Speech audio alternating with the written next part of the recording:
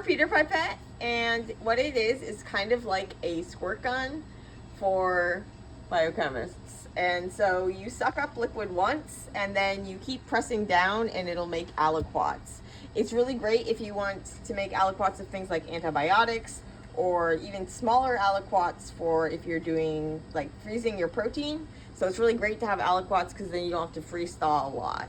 But it hurts your thumb if you're having to do it manually with the pipette. The repeater pipette takes care of this. And so basically with the repeater pipette, you have these different tips. And so you've got these different size tips. And the different size tips are going to allow you to do different volumes. On the side of these tubes, it'll say kind of the step size. So this is a 2.5 mil one, which has a step size of 50 microliters, which means that I can pipette 50 microliter increments. So as small as 50 microliters, but no smaller than 50 microliters. I can go 50, 100, 200, I can do all that stuff, but I can't do smaller than 50. If I want to go smaller than 50, well, now I need to go to something that is like a 1 mil. Now I can go to 20. If I go all the way down to 500 microliters, I get 10 microliter increments. 200, I get 4, and then 100 microliters, I get 2. And so the volume that is on here that's listed is like the biggest volume, but that's the max volume. And if you're gonna pipette like with that volume, you might as well like typically just use a different pipette, a single-use pipette. But this is really great if you want to do some sort of aliquoting. So the bottom of this snaps into the top of here. You want to make sure that it snaps in. Sometimes it's a little at an angle and you don't want that. Then what you're going to do is stick it in your liquid, and this bottom lever, you're going to pull up this bottom lever. So right now it's showing me that the step size and the number of steps. So it's showing 500 microliters and 5 steps. This is a 2.5 milliliter pipette. And so that's what it is. I can change by titling this knob. I can change this size of my aliquots. And now I can see the size change. And so you can see that I have 10 steps if I have 250 microliter aliquots because it's a 2.5. So now what I do is I don't trust the first one, and so I just do a little squirt down. So this is what you're going to press to actually squirt out the aliquots. So it's like a squirt gun. You just keep squirting. In each kind of like press, it's going to squirt. And then you get back down to the last, and there's a little bit left over in here. So what you want to do is just kind of like push to eject the last of it. When you're ready to actually eject the tip, what you're going to do is I don't want to like waste the tip because I still want to use it, but you basically push down on this bottom lever and then push down on the top lever and it pops out. You just want to keep an eye on it too, that when even though it says like you should have this many steps, because you should be able to do this many aliquots, because the first one we don't trust, and then sometimes at the end there's not going to be enough left. And so you just want to keep an eye on it, and when it's getting low, you can just refill it. So you could refill it at any point in time. So like, you can just... Yeah, so even if it's in the middle, yeah, you just refill it. Again, you just take that first squirt out. There you go. And then keep going into the end. Exactly.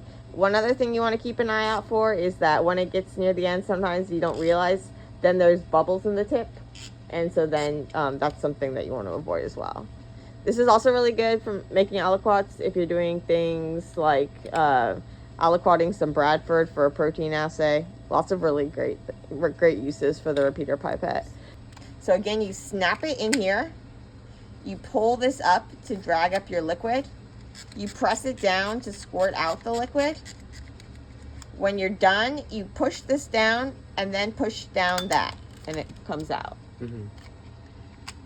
So snap it in. And remember that if it's at an angle, that's not going to work. And so to get this off, you want to push down and then pull out. Then I'm going to snap it in. Hear that nice snap? Things are uneven. If I want to change, I rotate to the right to make my steps bigger and to the left to make my steps smaller. But I can only go as small as the smallest size it'll tell me on here. This one actually says it'll go to 25, but on here it only says it goes to 50, so not sure. But they also have a guide that you can use. And so you choose the tip based on the number of aliquots you want, but mainly the size of the aliquots that you want to make. But if you want to make like 50 microliter aliquots, you could do that with a number of the different ones depending on your main volume. The bigger thing is when you want to go to the small volumes, then you want to make sure that you're using one that has the small increments that you want. So, go for it. Ryan, you want to try it out? Sure. Okay, so I'm going to take this off. So I'm going to push down and eject. That's not how you would normally do it, just onto the bench, but okay. So you're going to snap in. There you go. What size steps are you going to make? Make 250. Okay, sounds good. Okay, and then I put my liquid, Mm-hmm.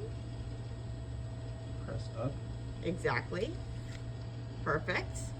Okay, and we don't trust the first one, so we just want to do one tap on the first one. One tap on the first one. Yeah, so just do the first squirt into the tube. There you go. Okay, now you're ready to go. In here. Mm-hmm. Now just press once. There you go. There you go. Perfect.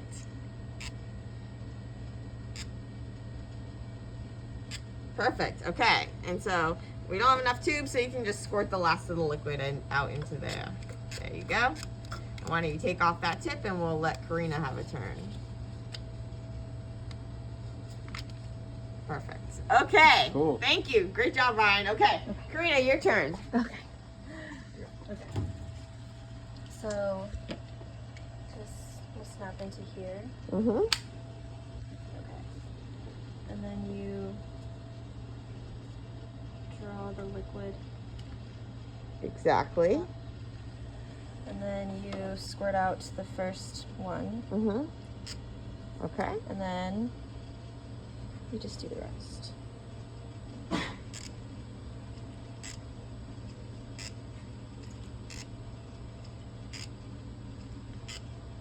And then since we don't have enough tubes,